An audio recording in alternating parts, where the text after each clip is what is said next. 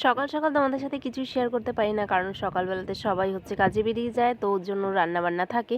তারপরে বাদবাকি সবাই হচ্ছে কাজে বেরিয়ে গেলে তখন কাজ সামলিয়ে, সংসার সামলিয়ে তারপরে তোমাদের সাথে ভিডিও শেয়ার করি। তো তাতেও মানুষের সমস্যা, কাজ করবে কখন, ভিডিও নিয়েই তো পড়ে থাকি। তো এটাই তো, কী আর করব, ভালো লাগে, ভালো লাগার জিনিস। তো এদিকে দেখো, আজকে একদম সিম্পল রান্না করব।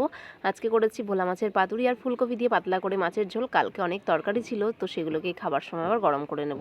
তো এদিকে এখন রান্নাঘরটাকে পরিষ্কার করে নিচ্ছি। ভালো লাগে না, মাঝে মাঝে বলতে ইচ্ছা করে, মাঝে মাঝে বলতে ইচ্ছা করে না। তো এই আর কি।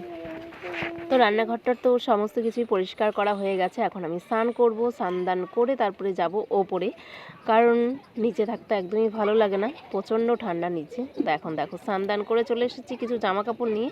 আর আগেই অনেক জামা কাপড় কেচে দিয়েছে। তো এখন এই যে জামা কাপড়গুলো মেলে নিচ্ছি। আর দেখো, খটখটে রোদ উঠেছে। শীতকালে কখনো রোদ কখনো মেঘলা, এরকমটাই হতে থাকে।